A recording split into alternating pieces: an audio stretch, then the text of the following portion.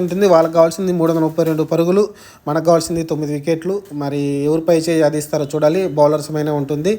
అందులోనూ బుమ్రా అలా పిచ్తో సంబంధం లేకుండా అయితే మంచిగా అయితే తీస్తున్నాడు. రివర్స్ సీమ్ కానీ అది కానీ. ముఖేష్ అయితే కొంచెం హెవీ పరుగులు ఇస్తున్నాడు. సిరాజ్ ఎలా ఇస్తున్నాడు అంతే సేమ్.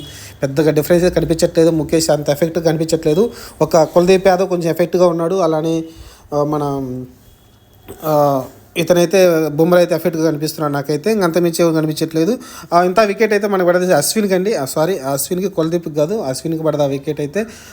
ఎక్సలెంట్గా అయితే వేస్తున్నాడు. చూద్దాం మరి. కుల్దీప్ కూడా అటాకింగ్ అయితే చేస్తున్నాడు ప్రస్తుతానికైతే. ముఖేష్ కుమార్ కొంచెం ఎక్కువ రన్ రేట్ తీస్తున్నాడు. బుమ్రా అయితే 5 ఓవర్లకి 9 రన్సే ఇచ్చాడు. చాలా ఎకానికంగాను అలానే చాలా ఇబ్బంది పెడుతున్నాడు. చూద్దాం రేపు పొద్దున అయితే మళ్ళీ కొంచెం మబ్బులు కొంచెం బట్టి కొంచెం మాయిచర్ ఉందంటే మటుకు బుమ్రా అయితే స్టార్టింగ్ జస్ట్ హాఫ్ అన్ అవర్లో 2-3 వికెట్లు పడి అంటే ప్రెజర్లోకి వెళ్ళిపోతుంది ఇంగ్లాండ్ టీము. మనం చెప్పలేం.